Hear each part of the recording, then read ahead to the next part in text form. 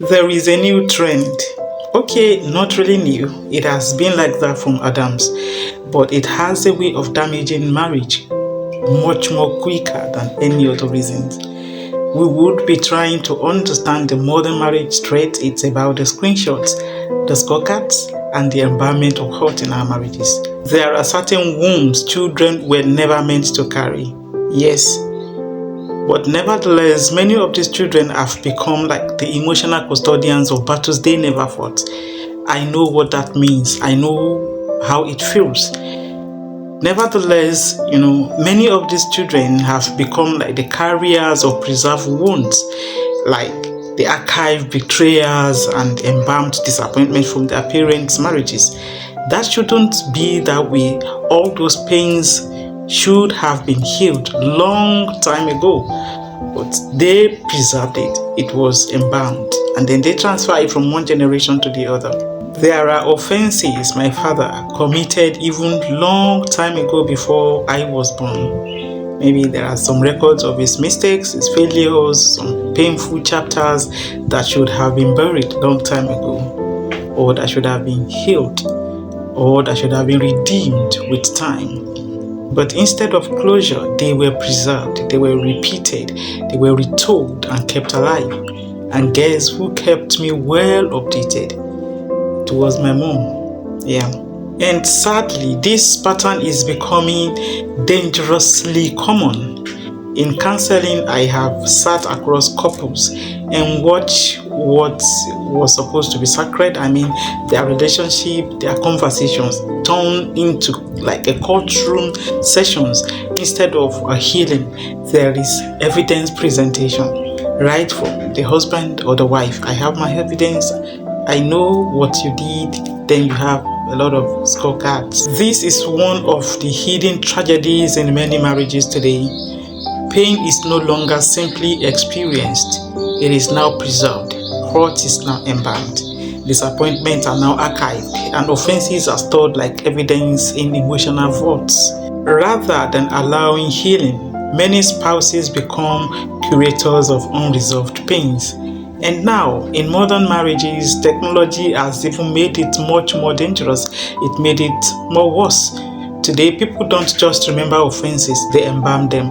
How? Through screenshots, voice notes, secret recordings during disagreement or argument, and then you have some saved chats and even videos.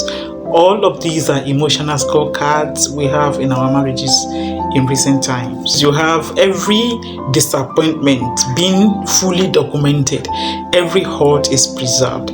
Every failure is stored for future reference, and then some will keep all these records even with dates, accurate dates, precise time, precise venue of the event, and so on and so forth, as though marriage is no longer for healing but historical preservation of pain. This is not God's agenda for we as children of God. In counseling, it is actually heartbreaking to watch spouses present evidence against one another like prosecutors in courtrooms. Not always to heal, not always to understand, but often to prove a point. And what sort of point are they trying to prove? Self-righteousness, self-justification. I am correct. This is just another way of saying, see what you have done. Here is your pattern. This is what you do so time. This is what you did last time. I have proof. I was justified for reacting this way because you deserved it. But the painful question is this. It remains the same way, that is there a trophy for the winner? Do we have a winning prize?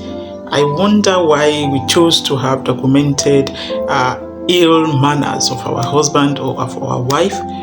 Because when the pain is embalmed, instead of the pain being healed, marriage slowly transforms into a museum of disappointment, where old wounds are displayed, replayed, past mistakes are revisited, and emotional corpses are kept alive. So many things that you are meant to have thrown away, you kept preserving them for one reason or the other. So therefore, by the special grace of God, this series will uncover a lot of things. It will uncover like the danger of emotional embalmment, how screenshots and recordings can preserve pain instead of promoting healing. We'll be telling us why scorekeeping can suffocate intimacy, the spiritual consequences of unresolved differences and unresolved disappointment, and how we can couple break free from digital and emotional bondage. This series is well packed just for you.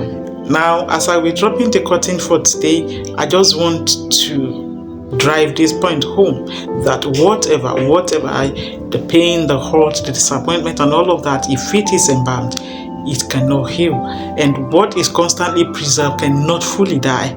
And when pain is archived instead of surrendered, marriage will become like a graveyard of unresolved wounds. God did not design marriage to be a storage system of pain, no. He designed it to be a covenant where healing, grace, and restoration can live. It is time to stop embalming hurt already and start pursuing healing. So stay tuned, stay glued to your screen as I will be bringing these episodes to us one after the other. Thank you so much for listening to me today, and my name is Helen, and by the grace of God, the set person, the convener of Marriage on the Road and Singles with Purpose. Bye bye. Your home is surely blessed. Amen.